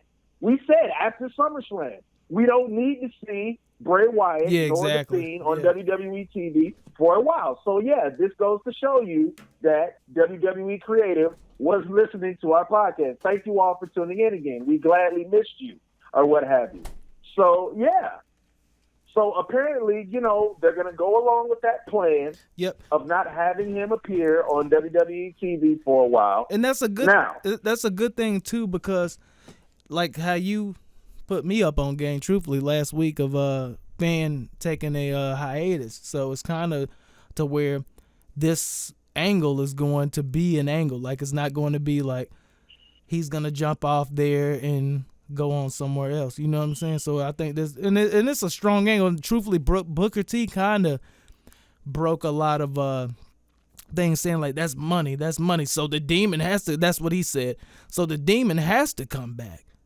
You know what I'm saying? That was the first thing that Booker T said on the Hall of Fame podcast. Yeah. Now, it's funny that you mentioned that. Now, here's something else. And tell me your hot take about this. Mm-hmm. Now, being that you and I did not watch the kickoff show, I found out something very, very interesting that happened on the kickoff show that involved Finn Balor preparing for his matchup with the Fiend. Now, check this out. Mm-hmm. Now, of course, we all know Finn Balor himself. We know where his origins as Finn Balor, the man, as you like to call him, come from. And, of course, that is the original Bullet Club, right? Yep. So I'm pretty sure you know what I'm going with this. So you put one and one together. There just so happened to be a special appearance by a certain group that's very hot right now in WWE. And they came to Finn before, he got ready to battle the Fiend and said, hey, brother, we're your friends. If you need some help, we got your back. But, they really didn't, put any pressure on them. They're just like, hey, if you need us, we're around. I mean, for anyone that's listening that has no idea where this is going, still listen because you need to be educated. But if you don't know, just, type in the comments, thank you. Just type in the comments, thank you, because, that means that you... Just do it. Yeah. Just do it. But, yeah, man. Just do it. Yeah. But I got kind of excited about that when I was like, oh... So the OC possibly might be inserting themselves into this storyline of, okay, so they're coming to help, their old Bullet Club or OC brother out against the Fiend. I'm like, so they're trying to make the Fiend even more strong. Now, I'm going to tell you this. You just kind of fucked me up. This would be the most gangster shit. This would be the most gangster shit. I'm going to wait for this. Of having the damn Fiend terrorize the OC? What? Can you imagine? Do you hear what I just said, Aaron? Yeah, I heard it. Did you hear what I just said? But I got to take Fiend, the Fiend terrorizing fucking AJ Styles. That would be When have you ever seen AJ Styles get shook by anybody? Exactly. But that's the one thing, he kind of got shook, but that's my thing. It was even that showed that he had that in his character he's still showing composure with Samoa Joe. When Samoa Joe tried to really go in on him, on his family and shit, but it still put over AJ Styles as the mentally strong person. You know what I'm saying? In that whole shit, and he ended up winning. Yeah, but we all know, we damn well know The Fiend is a whole nother level than Samoa Joe. I put it this way. That's a whole. I'm not in the universe or in the professional wrestling, but I ain't fucking with the Fiend, bro. I'm telling you. Like we gotta keep kayfabe somewhat. I ain't fucking with the Fiend. Fuck that. I'm telling you. Listen, man. If that is indeed where this angle is going, of where Finn gets so down on his luck to where he has to recruit the OC or even damn near join the OC it's like back to take up. down the Fiend. Mm-hmm. What? And you, dude, and you want to talk about a money angle on Raw?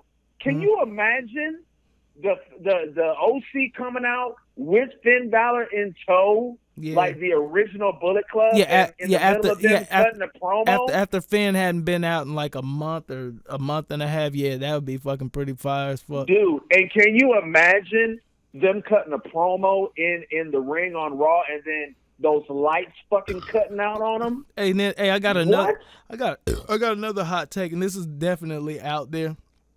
So all Dear Vince podcast listeners, take this one with a grain of salt. But also imagine Finn with the OC. Right? Right. We have what's his damn dude?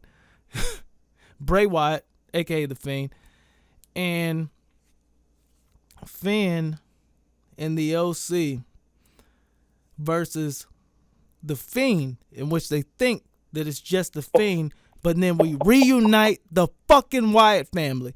And the fucking Wyatt family is fucking Eric Rowan and Daniel Bryan.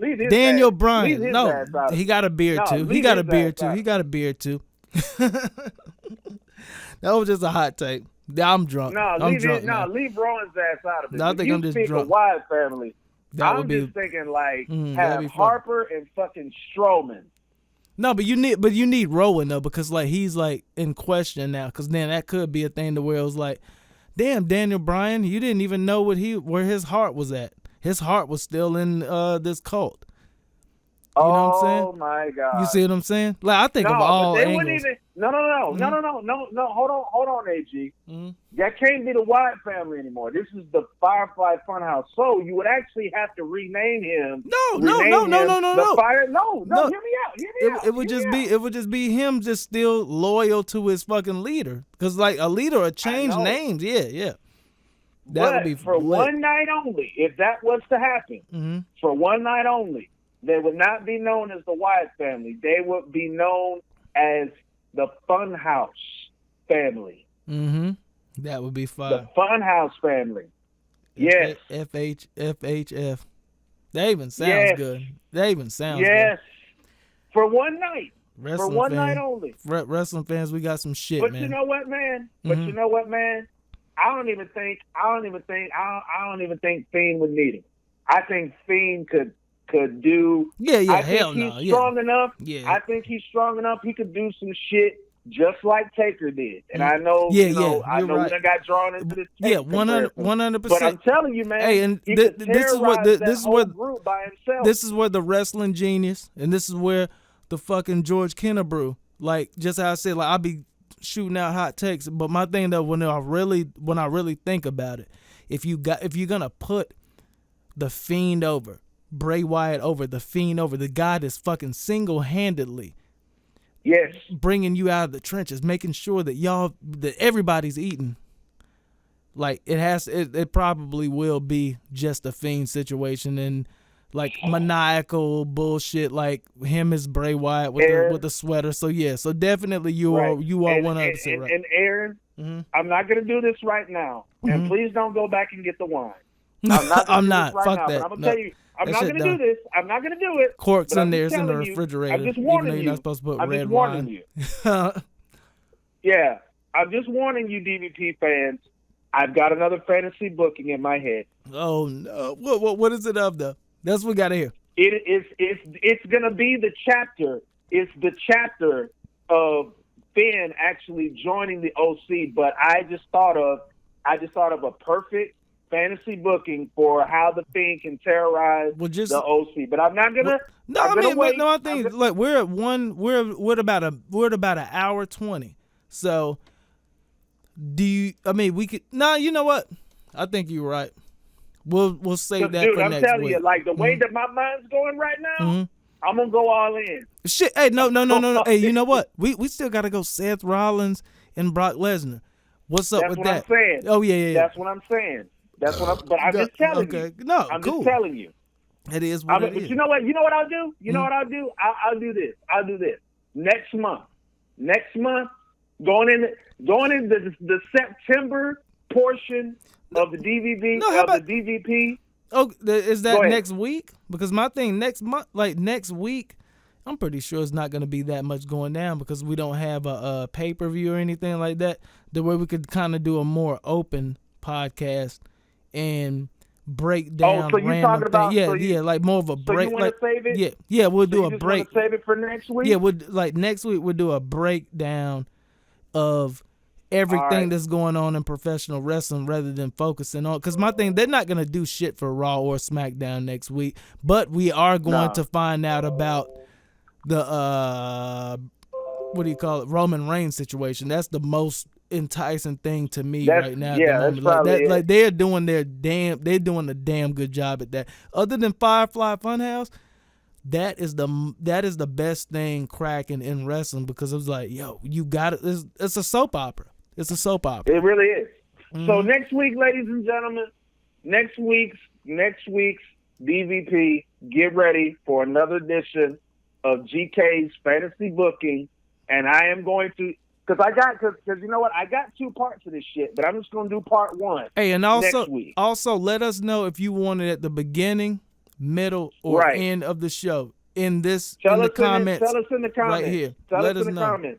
The beginning, the middle, or the end. I can prepare myself. And if you don't let us know, we're just going to cuss y'all motherfuckers out. And we're going to fucking call out screen names and all that shit. And you know what? I'm just going to go overtime anyway just to piss y'all motherfuckers off because y'all didn't let me know. But I'm just saying, tell us where y'all want this portion, or no, not this portion, I'd say, but tell us where you want the GK Fantasy Booking segment. Do you want it at the beginning, the middle, or the end? You know, I think we should do it in the middle. Fuck them. We call it. I think we should do it in the middle because look at it like this.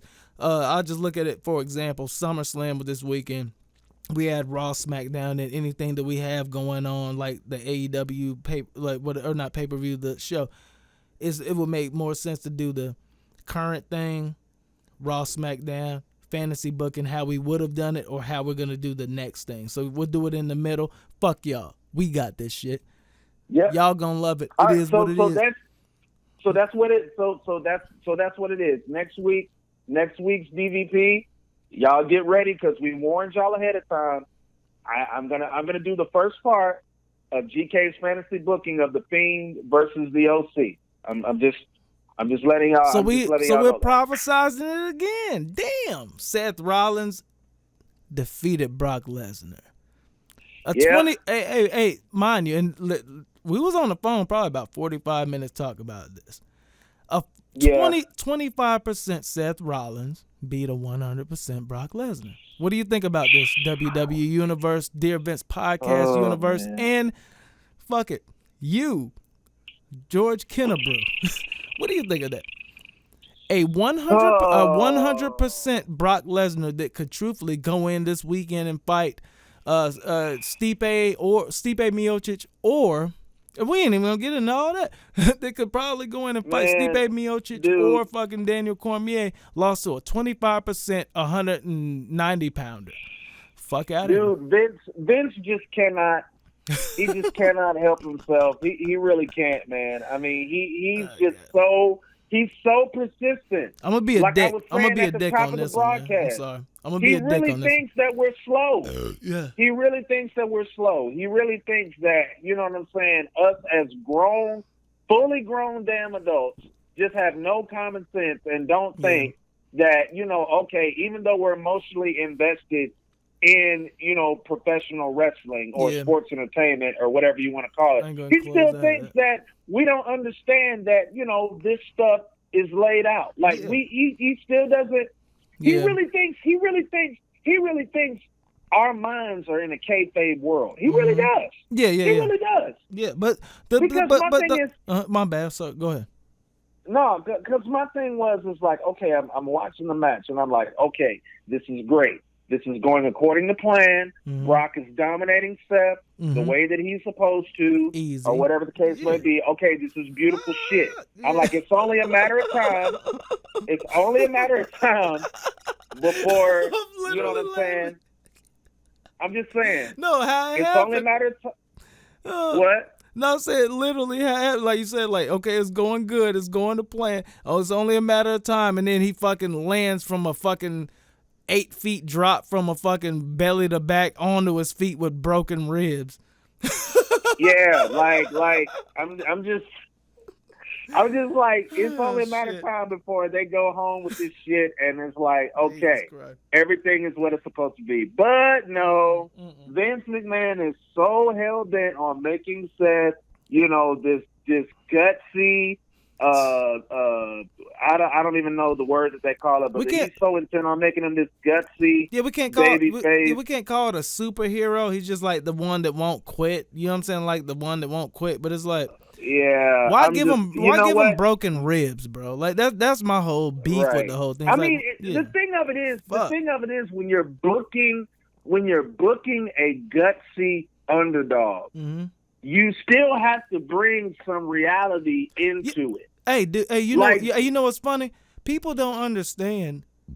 Rob Van Dam in ECW, and then even when he went over to WWE, even over to TNA, same thing as Rey Mysterio. They were that same gutsy person where there's no way they're gonna win, but they're never going to book them as 25% versus Samoa Joe. You know what I'm saying? Like versus like the killer. You know what I'm saying?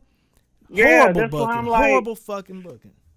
Yeah, it is. No, it really is, man. And it's just like I said, when you're booking these types of baby faces, you have to use some logic. You have to think to yourself, okay, if I'm going to have this particular baby face, being that he's undersized and being that we booked him to be the quintessential underdog, we have to think logical here and have to find a way to book him to, yes, still fight from behind, but at the same time not insulting our audience's intelligence, because they're going to realize if this man just got literally broken in half for 2 straight weeks, well, actually make that 3 straight weeks, including when Seth came out there with a chair on Raw, and then we had him then we just completely insulted our audience's intelligence even more by having this guy cut a fucking promo, and this guy's supposed to be broken in half. And then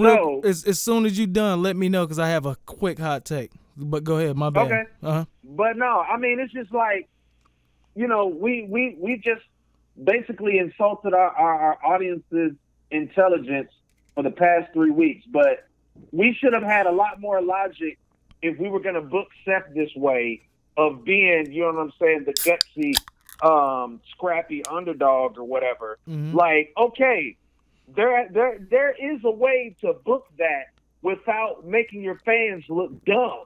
Because again, going back to that hypothetical scenario in real life, if you're in a fight and you got an injury, so you got more than likely that person that's 100% and that really wants to kick your ass, they're gonna zero in on that injury. Yeah. And they're gonna make sure they bust you up. Put you out of commission. Yeah, put you out of commission. The way you're not even gonna have a match the next day. Right, and then what pissed me off the most, Aaron, is this motherfucker is doing a damn frog splash off the fucking turnbuckle. Holy shit. Into a table. Yep, and just how we even, like, we talked, I'm like, that was the most beautiful, angelic, long, like, not long, damn, no, I mean, fuck that shit. I'm good on that shit. I know what I am. But, like, he had so much height on that frog splash. He fucking pumped the frog splash so beautifully with broken. And then on top of that, Aaron, let's think about this. Like 5 seconds earlier, this motherfucker was getting swung around like a damn lasso by those same broken ribs by Brock Lesnar. But that's and he just took, hold on, and then he just took how many suplexes? like and then 4. he comes back and does a fucking frog splash? Yeah, but my thing pumped the frog. Like, he literally pumped it. Like, you know how even Kofi, like how Kofi like over pumps his frog splash. Like, he pumped the frog splash. Like, damn, you trying to pop your rib out of the fucking skin? Like, yeah, it was just so unbelievable. And landing on the outside table. Yeah. On the yeah, it's supposedly crazy. you are. But that was the whole thing that was crazy. It was just like, even that. But then my thing, okay, like belly to back suplexes, and instead of you just taking the bump with broken rib, you like taking a bump on broken ribs, cool. Nah, it ain't cool at all. But taking them and then powering out mid suplex and landing on your feet, you're fucked. Yeah, like you're landing this guy hard, did like a damn all of your fucking body weight is on your legs, which is your core, and your middle is your ribs. Like, you're dead after that. Like, and he did it 3. They let him do it like 2 or 3 times. It was like just ridiculous move. Like, it was just stupid, just stupid.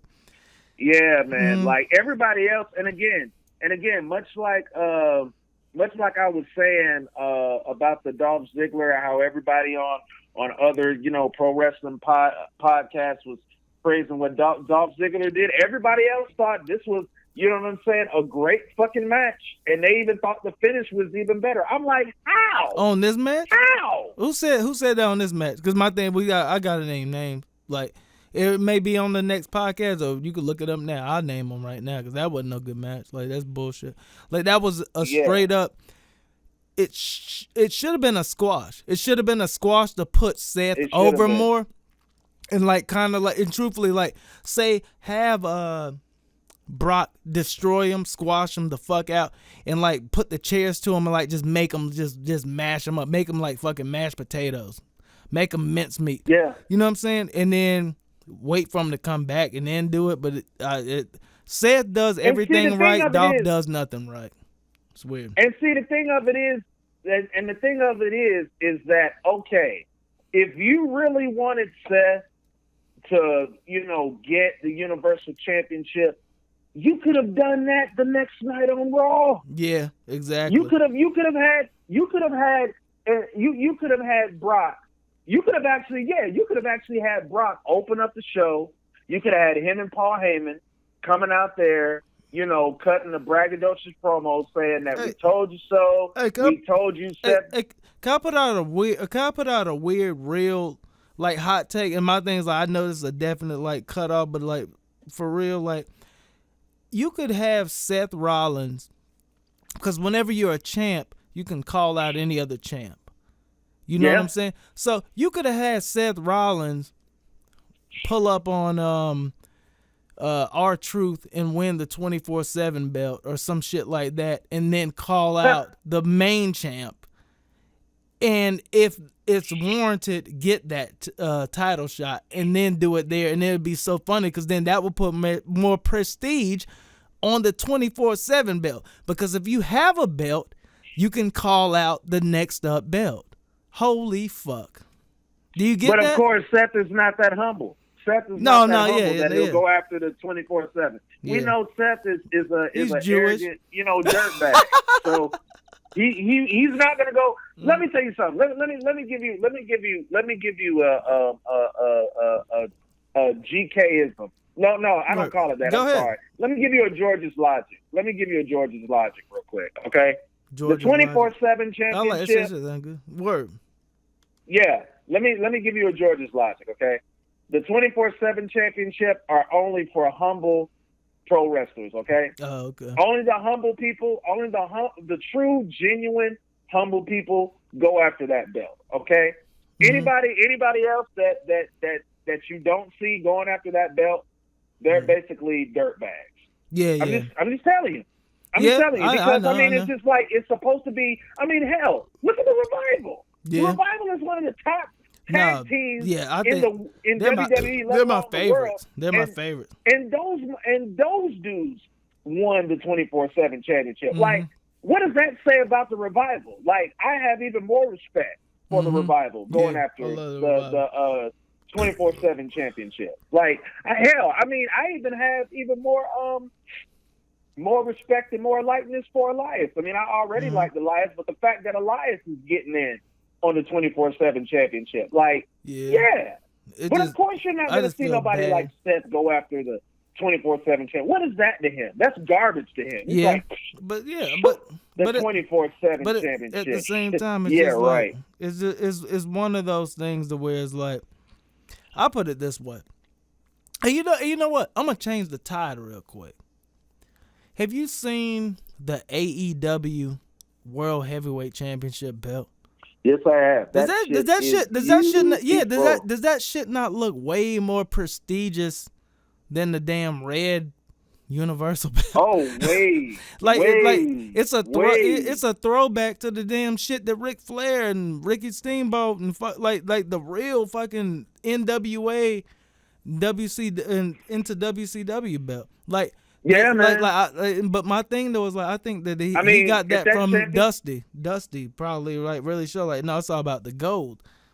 And that's what like, a lot of wrestlers say is like, it's all about the gold, and like they just made the whole belt gold, and that shit's fire. Right. I mean, if the AEW championship like had an asshole, like you could just lay the Universal Championship down, and the AEW belt just spread its asshole and take a big old gold shit like on the Universal title. Yeah, maybe that shit will turn to gold too. Yeah, you know what I'm saying? Instead of red, like a demonic red demon shit. Yeah, that's what I'm saying. Yeah, but that's what I'm saying. Like, it'll turn into gold. The AEW belt, and that was another thing. Truthfully, damn, I just keep giving you kudos. Like, the NWA is putting out a new TV show that you fucking brought up to me the other day, which was a good thing.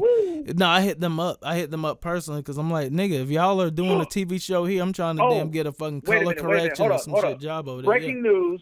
Dun, dun, dun, dun. Hold on. Breaking news.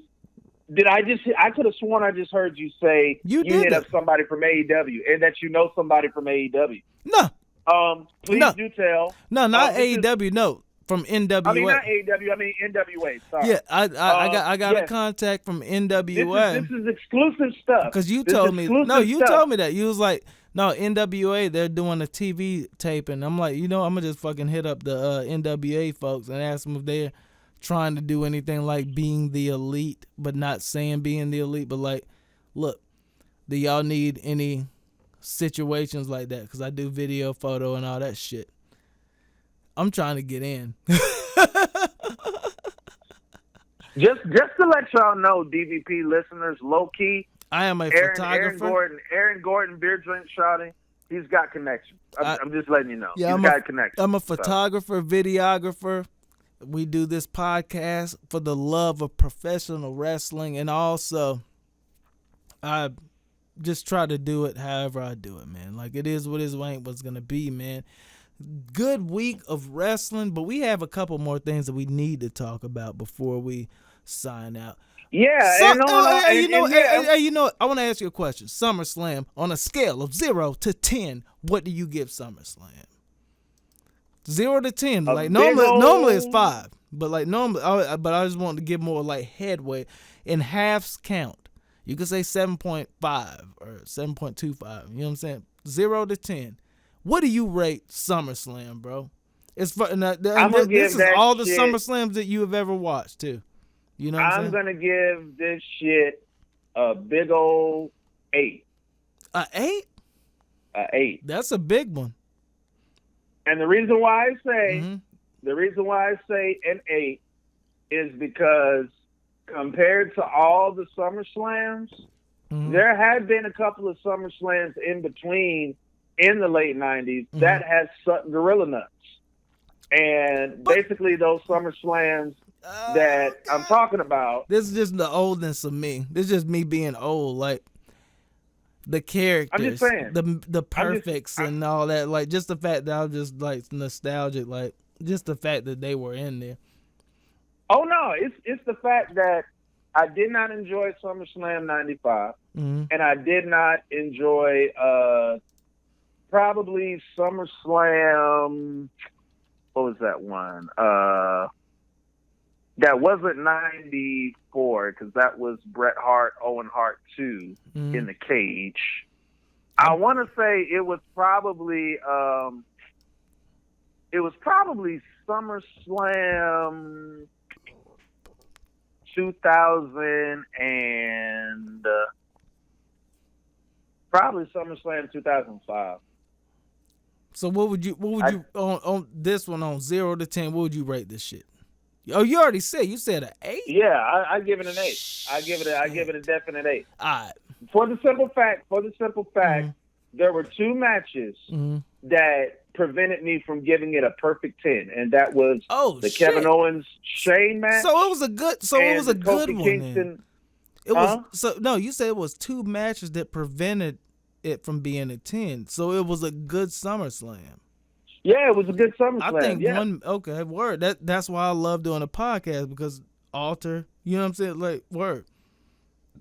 Yeah, and basically the 2 matches that prevented me from giving it a perfect 10 were Kofi and Randy and Kevin Owens and Shane McMahon.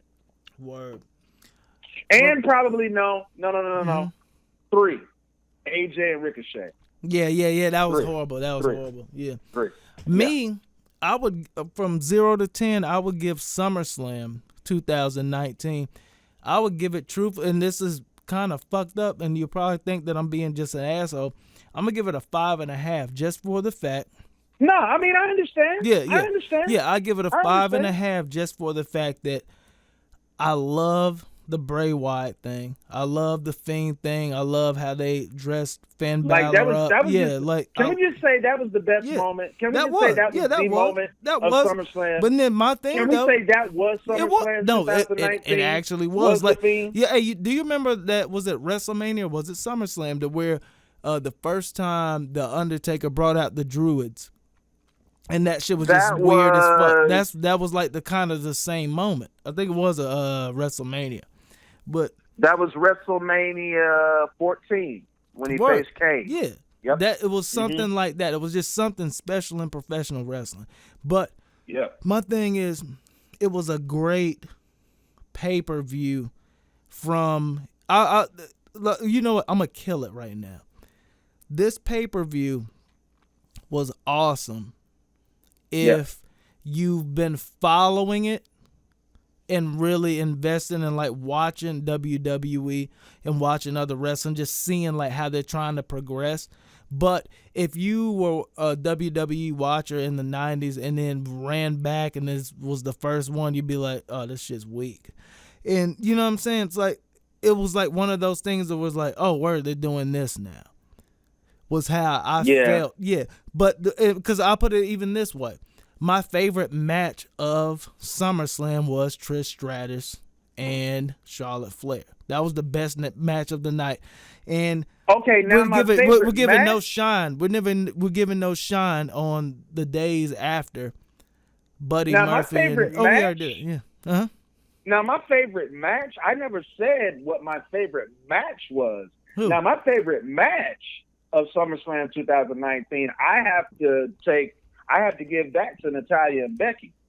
That was my favorite match. And that's what I'm saying. Of the whole entire show. Now, of course, you already know what my favorite moment is because I think me and AG will both tell you what our favorite moment was, Brady, or definitely. the moment. That was fine. Or the moment of SummerSlam was. Definitely. But yeah, my favorite match. Damn. Wait a minute. The women. Look at this. The women. How the women's. This shit crazy. What? And I'm not in no Me Too movement. It is what it is. If y'all do, if you do it, you do it. If you do it, you do it. And my thing is, all respect due. It is what it is. How are the women showing out more than the men? Holy shit. And to think about this, the two women's matches that we considered were the best matches of the night. The first match was a title match and opened the show, and the other match was in the middle of the show and wasn't even a title match. Word. The stakes. Man, man. My thing, the stakes. Hold on. The stakes were kind of the same. It is what it is. What ain't what's gonna be, man. Like I said, this is the Dear Vince podcast. This was episode 12. Next week, I think we're gonna go more off the hip. We already said what we about to do next week. We're gonna talk about the AEW shit and just really get in on the get in. SummerSlam. I'm not gonna lie. I truthfully, after talking about it, I did enjoy SummerSlam. You enjoyed SummerSlam. I didn't at first until you actually brought me to senses of like what I actually saw. So you know what I'm saying? Because sometimes it is that, because you have expectations of what you want, but then you get certain points of what you want, like the Bray Wyatt thing and the Fiend thing. That was gold. But then certain things that like just bring you. I'll put it this way. It was like a, a roller coaster ride. Yeah. For me. Because it was like, I didn't watch the kickoff. I didn't watch the first maybe even 2 matches. I watched the I'll put it this way. I watched the second match halfway in and then watched it all the way through. So it wasn't like a fair shake on SummerSlam, but WWE, Vince, SummerSlam should be an event. Like, why wasn't I at home to watch SummerSlam? Right. You know what I'm saying? Like, WrestleMania, whenever that comes up, I'm gonna be at home. I don't give a damn. I'm gonna make sure that I'm at home, ready to press play on my Xbox One or on my smart TV to start SummerSlam or WrestleMania. Why wasn't it not like that? You delivered, but at the same time, it's like, I think that y'all are in trouble, man. I'm just trying to Vince, man, if you're listening to this shit, this is just a real heads up. Like, I ain't trying to sit here and hinder you. This is a heads up. These niggas, we trying to help you, man. We trying to help you. Yeah, no, I'm just saying, like, between Raw and SmackDown, I mean, Sasha Banks was the highlight of that show. Damn it. Shout out to her. I fucked up. Damn it. Who do you? Oh no, dude. We're at 1 hour 46 or 47 minutes. Who the fuck? Who's? We'll do that real quick and then we'll end it. Who's fucking with Roman Reigns? Who do you think? If you want me, I just made the bitch 2 hours. If you want me to be completely honest with you, not Daniel Bryan, I don't think. I think somebody lying, dog. Out of them, I think somebody lying, and I think somebody framing. Samoa Joe? Well, I'm not gonna say somebody framing themselves, but I'm gonna say somebody lying, dog. And it's between Mr. Super Vegan and Rowan, the other guy from Samoa. Okay. Somebody lying. That's all I'm gonna say. Somebody lying, dog. Do y'all believe somebody is lying? Do y'all believe it? Is that the most intriguing thing in wrestling today? I think it is. Like, the whole thing. It really is. Who's trying to kill Roman Reigns? Like, that's a big deal. That's all I'm saying, bro. It's really somebody dope. Lying. It is. Somebody but lying, man. it ain't what it's gonna be. But the thing of it is, the boss is back, though. The boss is back. Shout out. You know what I'm saying? Cedric Alexander. Shout out Sasha real Banks. Quick, shout out to him. You know what I'm saying? He's starting to get more over. Even though he lost to Drew or whatever. And in case y'all didn't know, the King of the Ring is back, bitches, next week. Fuck yeah, and that's dope because that shit ain't been around for a minute, to be totally honest. That made Stone Cold Steve Austin. Holy fuck. Wrestling is back because they got it. They got to do it. They got to bring everything back because you know what? October. We're not too far from October. I'm telling you, October is going to be the fall of wrestling. That's what I'm calling it. Definitely. That's what I'm dubbing it right now. Don't copyright my shit. That's what I'm naming it. October is going to be the fall of wrestling. Yep. That's what it is. Or the uprising. You got WWE, you got AEW, and then you got NWA. Come on. Hey, you know what's fucked? Hey, but you know what's fucked up? NWA may be the sleeper. Because we have a lot of talent in Georgia, Tennessee, and Alabama, and fucking Florida. Like, just Boy, and my thing is Aaron, like, don't look, you- this don't hey, you look, have these we're job based snippers here. coming at you? No, fuck them, They fuck already them. getting ready to We're come at based, you we're anyway, based in man. Georgia, folks. We have a lot of talent in Georgia, Alabama, Tennessee, Florida. Oh shit. Boy, We these could have job a problem snippers, right boy, here. they gon', boy, they coming for you. They coming for you. Hey, it's bad, grip. It's sir. grip. It's grip. Hey, you know what? I'm gonna let you hear my. Oh damn! Now my bitch calling me. But anyway, we're gonna go ahead and end this thing out real quick. And I would, truthfully, I wish I could just fucking put that on there real quick. That'd be fucking hilarious. But yeah, we are done with. We are done. This thing. Dear Vince Podcast, episode 12. Yep. Another great episode in the books. Another great episode. We still went over, over, but it is what it is because shit, it's after fucking SummerSlam. Shit, we got to go a little bit after. And truthfully, of course. This was my fault because to be honest, you were there on time and ready spaghetti, ready to go, and my ass, it was like 30 minutes. Man, I'm like, oh shit, my bad, man. This is DVP. Yeah. This is DVP. We make our own rules and we break them. So again, jock snippers, if you don't like it, go to sleep. Okay? Don't wake back up. For real. It is what it is, man. We will see y'all. Or not see you. Shit. We may see y'all. It depends on what type of podcast we do next week. But y'all will listen to us next week on the Dear Vince Podcast, episode 13. That's a lucky number. It is what it was going to be. Definitely, truthfully, all in all, SummerSlam was decent. I'll say that. Yeah, it was pretty good. Decent. Pretty good. Shout out to you, Vince McMahon. Shout out to the WWE Universe. Shout out to AEW. Shout out to New Japan Pro Wrestling. Shout out to fucking TNA. Shout out to everybody. Yeah. This is the Dear Vince Podcast, and we're out of here. We'll see you next week. Who are you? Next week's gonna be kind of crazy. You down? You down for that though? Just like kind of. Of course I am. Just go all over the place. All right, work. All right, bet.